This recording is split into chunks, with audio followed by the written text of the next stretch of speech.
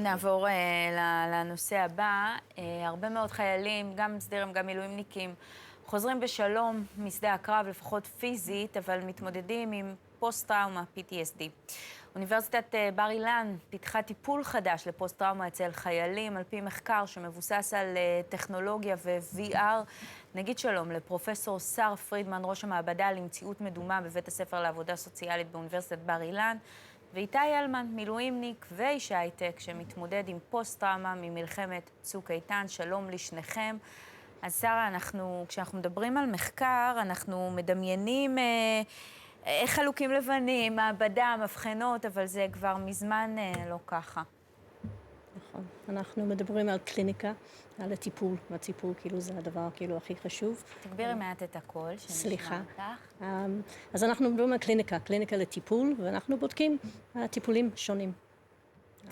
איזה טיפולים אתם בודקים אז בקליניקה שלכם? יש טיפול מאוד ידוע בעולם של הטיפול בפוסט-טראומה, שנקרא חשיפה מתמשכת. וזה טיפול שאנחנו יודעים שהוא מאוד מאוד מאוד יעיל. ואנחנו... מה זה אומר חשיפה מתמשכת? זה אומר כאילו שטיפול יחסית קצר, 10 עד 12 פגישות, פיתחה את זה פרופסור עדנה פור, ישראלית. והבן אדם מגיע, מדבר כאילו קצת על, כאילו, אנחנו מדברים כאילו איתו, כאילו מה יש לו, מה כאילו הסימפטומים, להכיר את זה קצת יותר טוב. ומדברים איתו כאילו על חשיפה, כי אחד הדברים שמאוד מאפיין פוסט-טראומה, זה הימנעות. אתה לא רוצה לדבר על זה, לחשוב על זה, לדבר שאתה מדהים, כאילו, כל דבר כאילו שמזכיר לך, אתה נמנע, וזה עובד.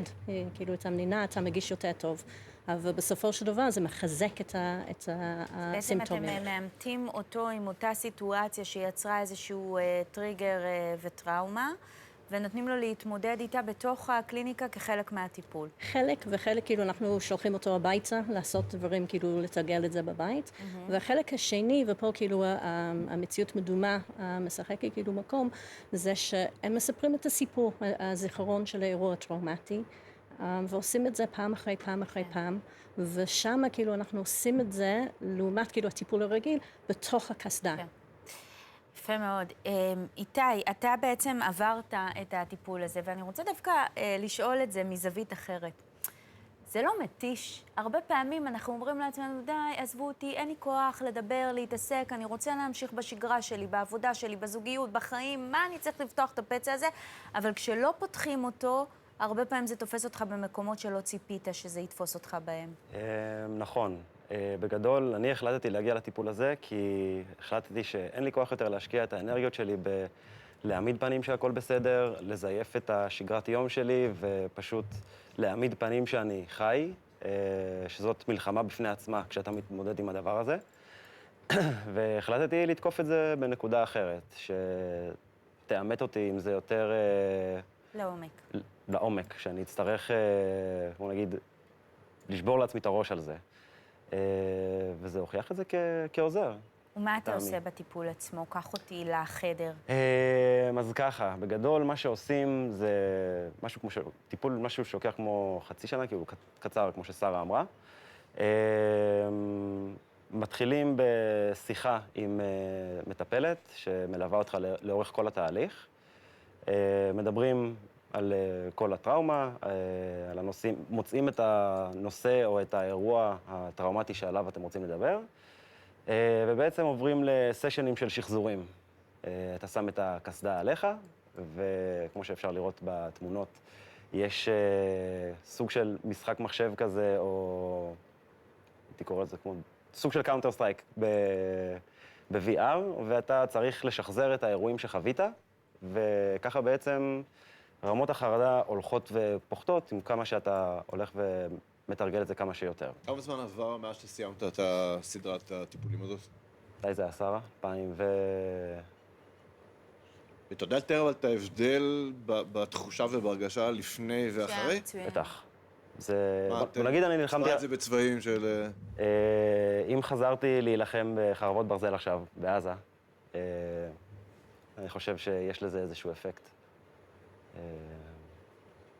הרי הטיפול לא עושה הדחקה, הרי זה נמצא אצלך... נכון, אבל הוא מאמת אותך עם הנושא. אתה חייב להיכנס לזה. מה הכלים להתמודד עם זה? הרי אתה מדחיק את זה, כי זה נמצא, זה נוכח. איך שמעת על הטיפול הזה?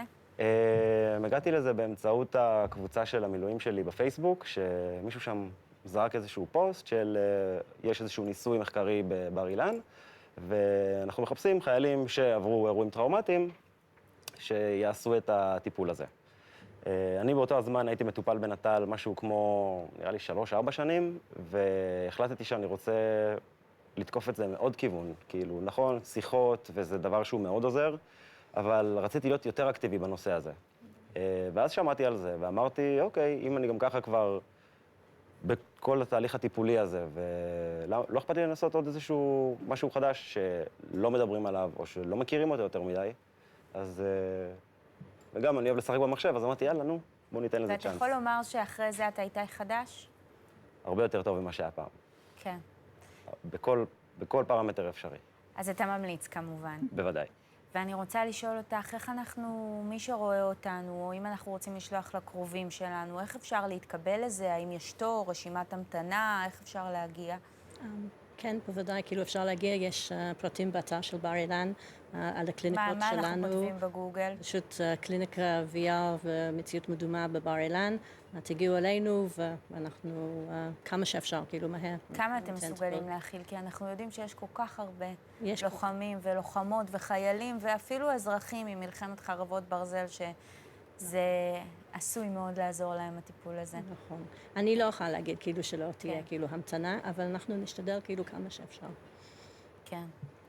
יפה, אז אני מקווה שכולם קלטו, למקרה שלא, בואי תחזרי על זה שוב, ופשוט להיכנס לאתר של בר אילן, הקליניקה קליניקה למציאות מדומה. קליניקה למציאות מדומה. הנה, בזמן שאנחנו מדברים, אנחנו מתעדכנים על אזעקות במרגליות.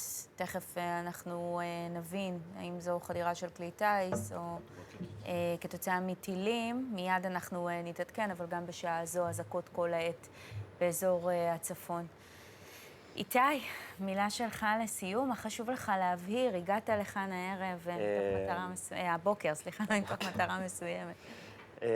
בעיקרון שכל מי שרוצה או מרגיש שיש עוד איזושהי חזית שהוא יכול לטפל בה, או מי שבא מעולם הצבאי יכול להילחם בה, אז הייתי ממליץ על זה בחום, כי חבל לבזבז שנים יפות מהחיים על...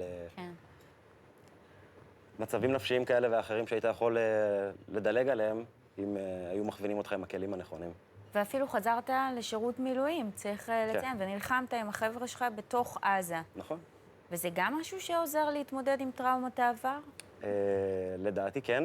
יש לי עוד מישהו בפלוגה שעשה את אותו דבר, אמנם הוא לא עבר את הסדרת טיפולים שאני עברתי, אבל גם הוא עשה את זה, והחוויה שלו היא שזה כמו סוג של חוויה מתקנת. שאתה מגיע, ואומנם ה-VR זה לא כמו עזה, אבל כן, עכשיו שרה סיפרה לי שיש אפשרות להוסיף ריח, מנגנון של ריח, ככה שהריח של עזה הוא בלתי נשכח, ובשנייה הראשונה שאתה מריח את זה, אתה ישר חוזר לשם, כאילו אי אפשר להתבלבל בזה. כן. ובעצם זה כלי שנותן לך את כל האפשרויות להתמודד, ואתה לא חייב להיכנס לעזה בשביל זה. אני עשיתי את זה כי... היה לי חשוב לראות אם אני, בכל הסאגה של הטיפולים שלי, אם אני מסוגל באמת להגיע למצב של אני מתמודד עם זה בפייס טו פייס, ולא מרחוק, ולא כשאני בעורף, אלא כשאני שם, נלחם בזה, באמת. אז קודם כל, באמת, כל הכבוד לך, וישר כוח, זו עבודת קודש, מה שאתם עושים שם, ותודה שגם באתם לכאן כדי לחשוף עוד ציבורים לטיפול הזה. לי, מדהים. מדהים ממש. אני רוצה להגיד כמה דברים. דבר ראשון, לא מובן מאליו, איתי, שאתה חזרת חיפשת אקטיבית איך להתמודד עם זה, בעוד אני חושבת שדווקא זה חלק מהדברים הטובים של הנרמול או הבאת הפוסט-טראומה לקדמת הבמה, אז אנשים היום הם לא מדחיקים את זה כמו שאנחנו יודעים ממלחמות קודמות של לפני עשרות שנים, והם באמת הולכים ומתמודדים עם זה. אפשר להיכנס לעזה, אבל תגיד, פרופסור טוב ממני, זה יכול לגרום, לא, זה גם יכול לגרום טריגרים, שאתה מעדיף לעשות את זה במחקר ובמעבדה, ושזה יכול להיות בסביבה מבוקרת, ואתה לא רוצה לראות מה גורמת לך עזה כשאתה בעזה. מציאות מדומה היא באמת פרקטיקה מדהימה, משתמשים בה גם בחדרי מיון, ילדים שעוברים טיפולים, והם פשוט שמים אותם במציאות מדומה. יש סרטים של ילדים שמכניסים להם ונפלונים, והם צוחקים, כי הם בעצם נמצאים במקום אחר, והלקיחה שלה למקום הזה, שכמו שאמרת, כולנו צריכים לטפל בו. הרבה, זה באמת כן. דבר טוב. תודה. תודה רבה שבאתם אלינו הבוקר. תודה. אנחנו יוצאים להפסקה אחרונה.